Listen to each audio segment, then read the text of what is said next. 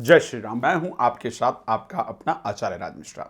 तो मेरे रोहिणी नक्षत्र के प्यारी जातक जातिका, आपके बारे में, आपका जन्म किस लिए हुआ है, कितनी सफलता प्राप्त होनी है, किस दिशा में होनी है, क्या आपके लिए है क्या नहीं है, इन सभी विषयों पर मैं आज इस कार्यक्रम में आपको जानकारी देने जा रहा हूं।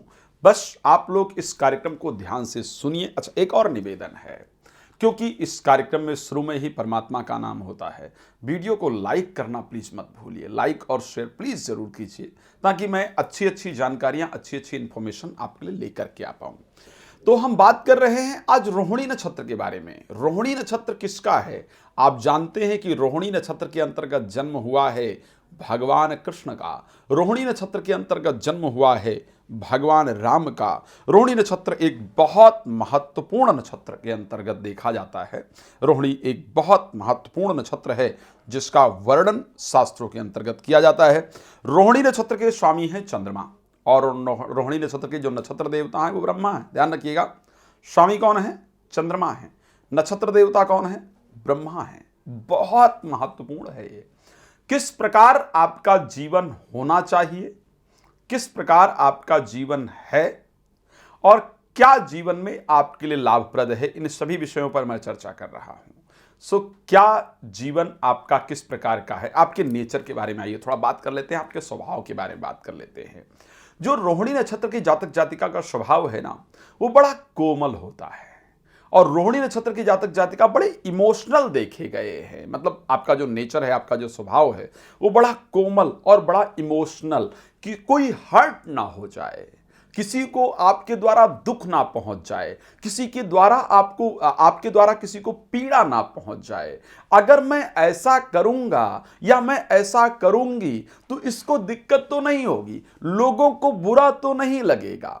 यही सोच सोच करके आप जीवन में हमेशा अपनी जिंदगी को चलाते हैं। और मुझे लगता है यही कारण है कि लोग आपको हर्ट करके चले जाते हैं, लोग आपको नुकसान करके चले जाते हैं, लोग आपके दिल को तोड़कर चले जाते हैं। आप अकेले में बैठकर रो लेते हैं, अकेले में बैठकर परेशान हो लेते हैं, बट कभी भी किसी के दिल को दुख ना पहुंचे, इस प्रकार की परिस्थिति हमेशा आपके मन के अंदर इस प्रकार के विचार बने रहते हैं। ये स्पेशली रोहिणी नक्षत्र की एक खासियत मैंने देखी है।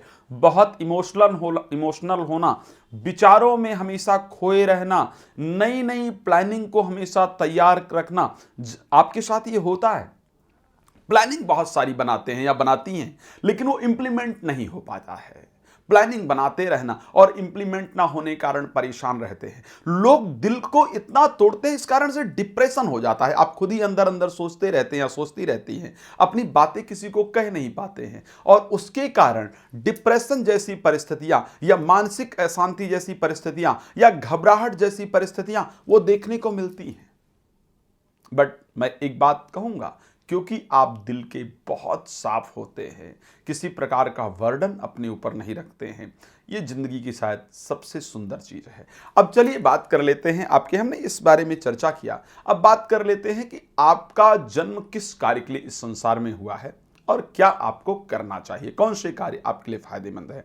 अच्छा, एक नेचर जिसके बारे में मैंने अभी चर्चा नहीं की, आपके नक्षत्र देवता कौन है? आपके नक्षत्र देवता जो है वो ब्रह्मा जी हैं। हमेशा आपका जो नेचर रहता है, हर आदमी के जीवन को बनाने का। कोई जीवन में परेशान है तो उसको ये आइडिया देना कि ऐसे करो, ऐसे करो, ऐसे करो, इससे आपका जीवन अच्छा हो जाएगा और जीवन में कुछ शुरू कर पाओगे, कुछ नया शुरुआत कर लो। आप लोग इसको करते हैं और लोग उसको फॉलो करके और बन जाते हैं, इसमें कोई दो राय नहीं है। मतलब जिस प्रकार ब्रह्मा जी का कार्य है सृष्टि को उत्पन्न करना, सृष्टि को तैयार करना, उसी प्रकार का कार्य आप करते हैं, लोगों के जीवन को तैयार करने का, लोगों को आगे बढ़ाने का। आपके आइडिया से, आपके विचारों को लेकर के, आपके कारण बहुत लोग अपनी जिंदगी को शुरू करते हैं या करती हैं, और उसके माध्यम से वो जीवन में आगे बढ़ जाते हैं। ये परिस्थितियां हमेशा मैंने जो अपने जीवन के अंतर्गत हो सकता है वो रोहिणी नक्षत्र में देखा है। हाँ, कई बार आपको, क्योंकि आप इमोशनल होते हैं, आपके मन में बहुत चालाकी इत्यादि होती नहीं है, इस कारण से बहुत सारी असफलताओं का सामना जीवन के अंतर्गत करना पड़ता है। क्या करना चाहिए आपको? आपको हमेशा ऐसे क्षेत्र को सिलेक्ट करना चाहिए जो कार्य, जैसे अगर आप अपने प्रोफेशन की तैयारी कर रहे हैं या कर रही हैं, तो किस क्षेत्र को सेलेक्ट करने की आवश्यकता होती है? जिसका रिलेशन डायरेक्टली या तो अर्थ से हो, धन से जिसका रिलेशन हो, ऐसे कार्य को सेलेक्ट करना आपके लिए फायदेमंद होता है। मेडिकल, क्योंकि ब्रह्मा जी का कार्य है सृष्टि का सृजन करना, सृष्टि को तैयार करना। सो ऐसे क्षेत्र जहां से चीजें तैयार की जाती हैं, मेडिकल क्षेत्र जो है वो कहीं ना कहीं ब्रह्मा जी के अंतर्गत आता है, तो मेडिकल के क्षेत्र में जाकर के सफलता प्राप्त हो सकती है। मैन्युफैक्चरिंग से रिलेटेड जो कार्य हैं उसमें जाकर के आपको सफलता प्राप्त हो सकती है। केमिकल से रिलेटेड जो क्षेत्र है उसमें जाकर के सफलता प्राप्त हो सकती है। मेडिकल में भी स्पेशली जो साइकोलॉजिस्ट इत्यादि होते हैं उस क्षेत्र में, क्योंकि चंद्रमा इसके स्वामी हैं, चंद्रमा स्वामी होने के कारण जो साइकोलॉजिस्ट हैं, जो किसी को समझा सकते हैं, वहां पर जाकर के सफलता प्राप्त हो सकती है। मनोविज्ञान के अंतर्गत आपको सफलता प्राप्त हो सकती है। सो जनरली ऐसे क्षेत्र को सेलेक्ट करना चाहिए जहां पर फिजिकल एक्टिविटी की काम कम हो, मेंटल एक्टिविटी का वर्क ज्यादा हो। जैसे कि हम किसी चीज को तैयार करने की बात करते हैं तो अब कृषि भी उसके अंतर्गत आता है। जहां आप कृषि का कार्य करते हैं, कुछ बीज उत्पन्न होता है और उससे संसार का जो भरण पोषण है वो होता है। तो कृषि का कार्य भी यदि सेलेक्ट करें तो ऐसे कंडीशन में आपके लिए नुकसानदायक नहीं होता है। बहुत सारे और कार्य क्षेत्र हैं। जब हम ब्रह्मा जी की बात करते हैं तो शायद इतने कार्य क्षेत्र की बात होती है जो साधारण नहीं है। बहुत कार्य क्षेत्र हैं जो ब्रह्मा जी के अंतर्गत आते हैं। चंद्रमा की जब बात करते हैं तो इमोशनलिटी से रिलेटेड जितने क्षेत्र हैं वो चंद्रमा के अंतर्गत आते हैं।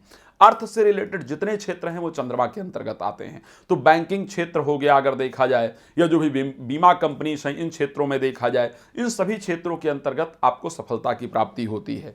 हम इस विषय पर और लंबी चर्चा करेंगे लेकिन किसी और वीडियो के अंतर्गत। इसको आपको शेयर फॉलो जरूर करके रखना होगा। हाँ, जीवन के कुछ मुश्किल समय जो आपके लिए होते हैं जिसका कि वर्णन किया गया है, सभी पर बात नहीं कर पाऊंगा लेकिन कुछ पर जरूर बात करता हूं। जन्म के 1 वर्ष के अंतर्गत एक बड़े रोग का सामना करना पड़ता है। जन्म के 1 वर्ष के अंतर्गत बड़े रोग का सामना करना पड़ता है।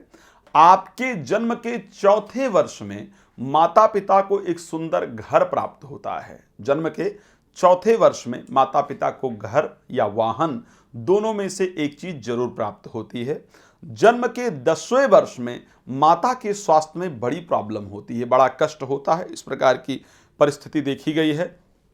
जन्म के जब 14वें वर्ष में आप होते हैं तो ऐसे परिस्थिति के अंतर्गत पिता के जीवन में एक बड़ा बदलाव आता है या पिता के सुख में कमी आती है। जन्म के 18वें वर्ष में दुर्घटना इत्यादि का शिकार होना पड़ता है, चोट इत्यादि बहुत ज्यादा लगती है, ऐसी परिस्थिति देखी गई है। जन्म के 20वें वर्ष से आप लोग धन अर्जन करना शुरू कर देते हैं, कमाना शुरू कर देते हैं। जो विवाह के लिए स्पेशली देखा गया है, थोड़ा विवाह का कार्य जो है वो विलंब से होता है, शादी जल्दी नहीं हो पाती है, उसको लेकर बहुत परेशान होना पड़ता है। 44वें वर्ष में स्वास्थ्य से जुड़ी बड़ी समस्याओं का सामना करना पड़ता है। 65वें वर्ष के अंतर्गत एक ऐसी बीमारी होती है जिसके कारण बहुत ज़्यादा परेशान होते हैं, बट आयु 80 से प्लस देखी गई है कुछ परिस्थितियों में, लेकिन उस पर हम विस्तार से कभी फिर चर्चा करेंगे। आप मुझे बाकी चीज़ों के लिए कॉल कर सकते हैं, नंबर आपके सामने है। अपनी वाणी को विराम देता हूं। रात को 9 बजे, दोपहर को 12 बजे लाइव आता हूं। लाइव जुड़ करके फ्री ऑफ कॉस्ट लाइव में आप मेरे साथ बात कर सकते हैं। आपका जुड़ने के लिए बहुत धन्यवाद। जय श्री राम।